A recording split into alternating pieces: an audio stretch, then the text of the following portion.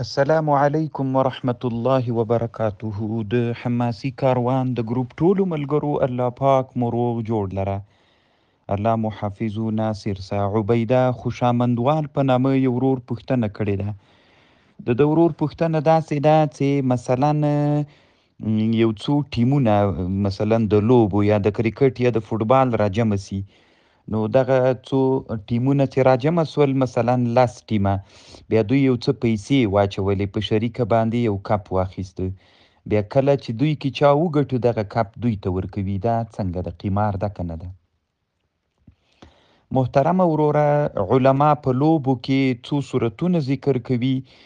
یو صورت دا د مثلا د دوه ټیمونو لوبه ده یا د دوه کسانو لوبه ده، نو یو بل ته ویلې که ته وګټله نو دومره روپۍ در کوم، او که ما وګټله ته هېڅ شي مه راکوه. دا صورت جایز ده.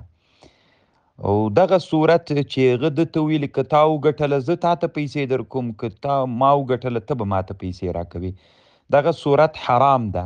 اما د دې په منځ کې یو بل صورت فقها جوړوي چې هغې ته صورت ته محلل وایي.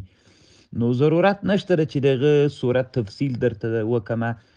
صحیح خبر دا ده چې تا کوم صورت استفتا کړې ده محترمه، نو دا صورت په اسلام کې د قمار صورت ته ناروا ده وروره.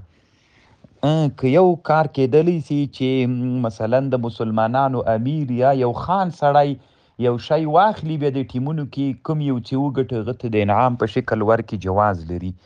کنی غیر له دې نه وروره اسلام کې ناروا او ناجایزه ده. وعلیکم سلام. مصعب په نامه یو ورور پوښتنه کوي چې داسې قسم کول چې دما دې په رحمان ذات باندې یا په قهار ذات. سمه ده محترمه، دا خو د الله عز وجل صفات دي او د الله عز وجل په صفاتو قسم جایز ده.